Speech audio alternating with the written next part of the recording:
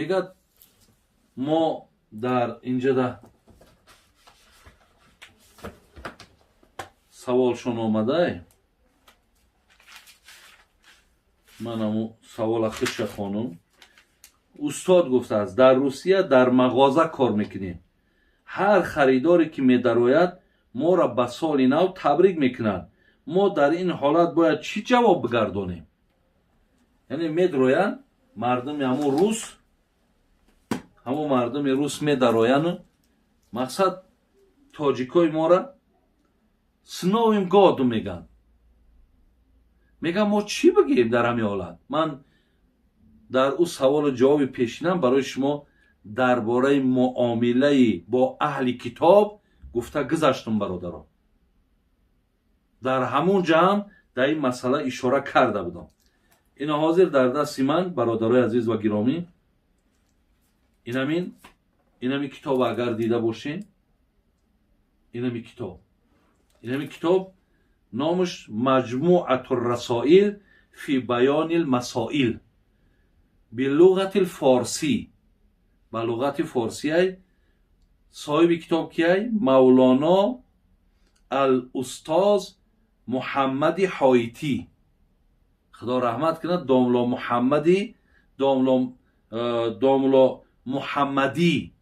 домло муҳаммадӣ ҳоитӣ қумсангир, ки мо бисёр ин ҳазрата чандин борҳо рафта зиёрат кардагӣ будем, дуоша гирифтагӣ будем, ҳатто кӯлобам омада буд. дар унҷа ҳам мақсад ҳамроҳаш нишаста будем. хулас оли дар ҳамин китобхонаи ман як 4-5 китоби ҳамин ҳазрат ҳаст. мо аз китобош истифода мебарем. бисёр олими калом буданд, худо раҳматшон кунад. бин дар ҳамин ҷа саҳифаи 89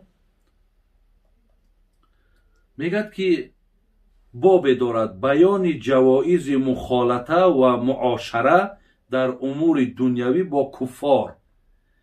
бибин ҳамон яъне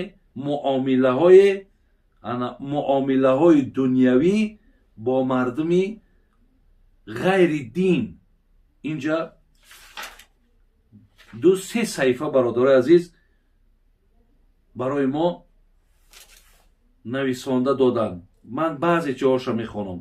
аз ҷумлаи ҷавози мухолата ва муошара ин мусалмонон бо куффор монанди ҷомеа ва давлате ки шомил аст бар мусалмонон ва куффор ва қонунаш ғайри исломӣ аст, пас бар мусалмон воҷиб аст ки муроати он қонун дар умури дунявӣ, на дар умури динӣ, дар ҳолати ихтиёр, аммо дар ҳолати изтирорӣ ва маҷбурӣ ҷоиз аст.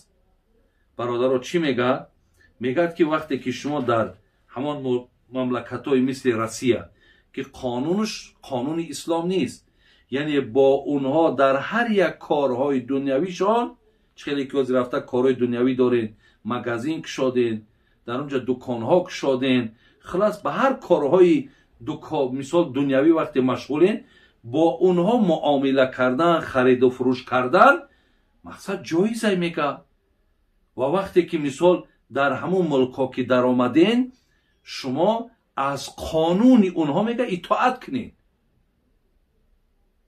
оли баъзе бародарои мо мегӯяд не мо охир немегӯй ё итоат намекунӣ. куҷо рафти ҳамун Россия? барои чӣ гражданство гирифтӣ? иққа заҳмат кашидӣ, иққа хароҷот кардӣ. ӯ гражданство худаш чияй маънош? вақте одам шаҳрванди Русия кишид, вай итоат ай қонуни ӯ бояд бикунад. ҳозир агар ҳамон ягон рус бияд Тоҷикистон, шаҳрванди Тоҷикистон шавад, ай қонуни Тоҷикистон бояд итоат кунад. масъалаи шаҳрвандӣ ҳамае ку паспорт дар киса шави не ёра итоат канда дар кор нест. ин ҳамаш гапай бародари азиз. ҷон гуфта итоат мекунӣ. барои ҳамин рафтай. аи ҳазрат ҳам ҳозир ҳаминро дар назар дорад ки дар умури диниш не, мақсад мо мусалмонем. онҳо хо مقصد دین نصرانی خودشان است.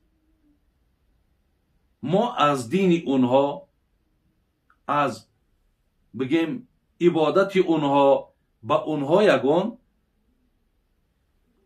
رابطه و یگان رفت آمد نداریم، لیکن در امور دینیمان ما با اونها معامله کردن، معاشرت کردن، نشستن، خبر گرفتن، سلام علیک کردن.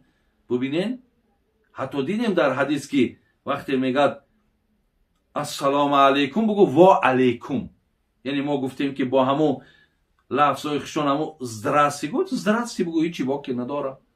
ای اولش بپرس، ای زندگیش بپرس، همسایه باشی، حق همسایگی داره در گردنت، دستت میرسه یگان سومک یاردمش که در آدمی غیر مسلمان، یعنی همی کتابی ده فقط زکات درست نمیشوه. اگر شما برای نموده 1000 سومی عروسی در دست بین همچو صدقتون قبول میشوه. حتی از اونها ببین قرآن اجازت میده زن بگیر و فرزند به دنیا بیار. وقتی زن گرفتن، فرزند آوردن که در حیات ما، در زندگی ما یک امر مهمه، وقتی اونهاش اجازت شید همه از سلامش نادرسته.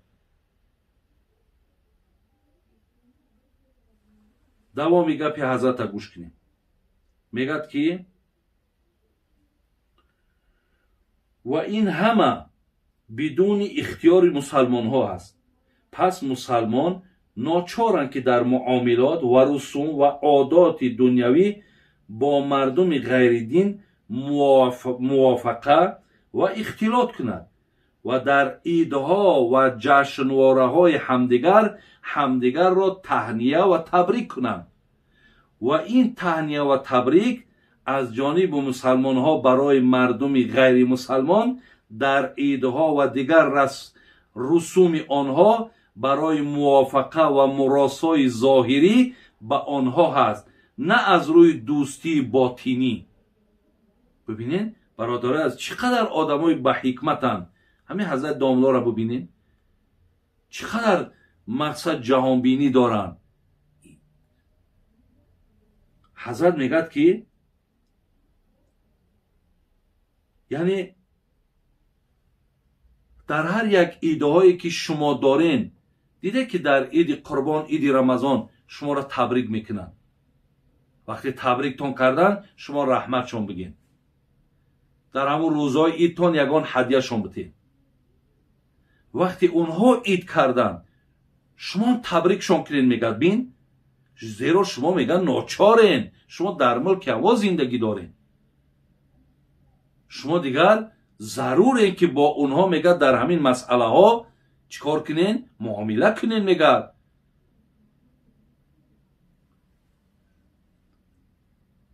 خب حتی میگه همون فتواهایی را که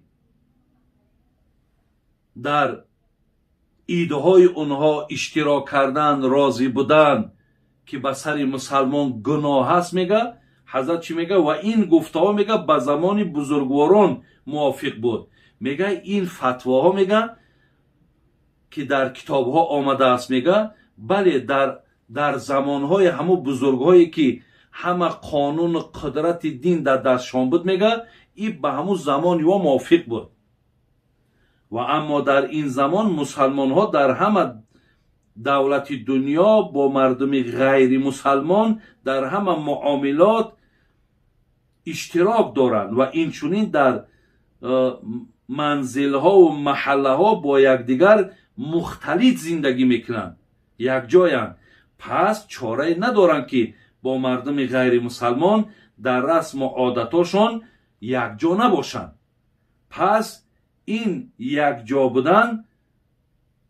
بودن را رضای به کفر گفتن امر محال است. و این در این زمان میگن موافق نمی آید. یعنی برادرای عزیز و گرامی، میگه از بس که امروز ما در همون محله های اونها زندگی میکنیم، در شهرهای اونها زندگی میکنیم، ما دیگر ناچار، ما ضروریم که در هر یک رسم هاشون، در هر یک ایده هاشون مقصد اونها را تبریک بگیم، تهنیه بگیم. یعنی اینها میگه دیگر جای ناگزیر است، ما دیگر نمیتونیم. ولی زمان برادر عزیز که میگه زمانی که این فتواهایی که دادن که مقصد با اونها یک جا عید نکنین یا عید اونها را تبریک نکنین، میگه به زمان هم بزرگاهایی که خودشان در دوره اسلامی که زندگی کردن قانون قدر دادشان که بدن اختیار دستشان بود. امروز میگه این اختیار در دستان نیست. برای همین بنابر حالتهایی را که حضرت داملا از کتابش برای ما گفت، همه حالتها امروز برای برادرای مسلمان ما هستند. شما همچو برادرها در اونجا دستنگری اونها هستین و شما یگان قدرت و قوت و توانایی ندارین. برای همین در برابر همون تبریکی که میکند شما تبریکشان کنین، چرا که اونها شما را تبریک میکنند. یعنی شما دیگر یک جا با اون مردم زندگی میکنین. خدای مهربان توفیق تان تیادو آنچه را که حضرت برای ما نقل کردن گفتن خداوند فهمش در ذهنتان جای کنه. ربنا فاغفر لنا ذنوبنا و کفر عنا سیئاتنا و توفنا مع الابرار. آمین یا رب العالمین.